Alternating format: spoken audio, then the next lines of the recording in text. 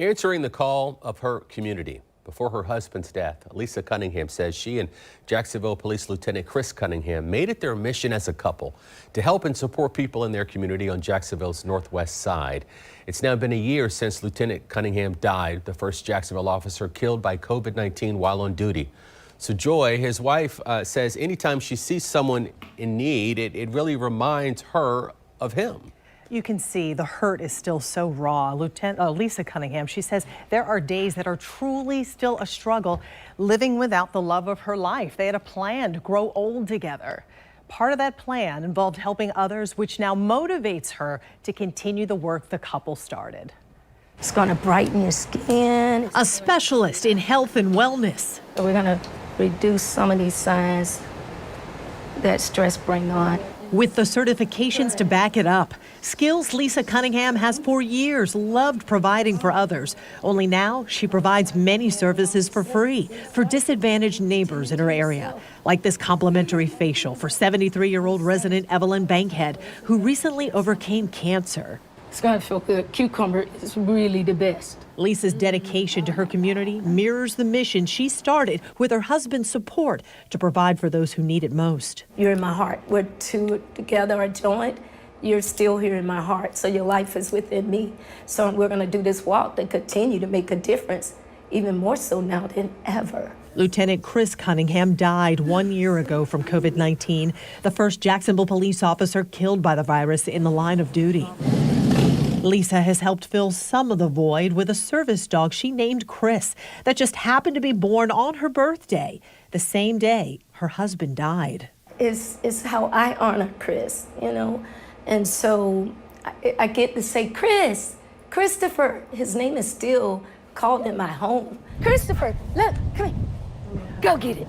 1 year later, little Chris is much bigger, donning a police badge on his collar, serving as a protector and displaying some of the same playful traits Lisa says her husband had around the house.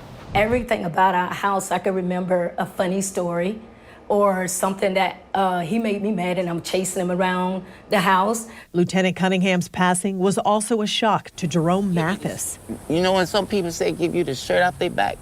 This man he would give you his best shirt. This area resident says he met the Cunninghams when the couple first moved to the area and bought this building 8 years ago. C&L Rehabilitation Services, a haven for the disadvantaged, providing access to everything from medical attention to computer skills. It's also where Jerome says Lieutenant Cunningham gave him this gift. A lawnmower to help him make a living. He said, well, you make me one promise. You go out there, you make all the money you want. But for the Cunninghams, giving back meant more than just handing out freebies. Jerome says the couple made people feel self-worth.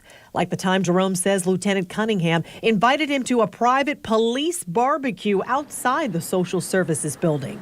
I got here with nothing but the whole police force right there. I'm thinking, hold up.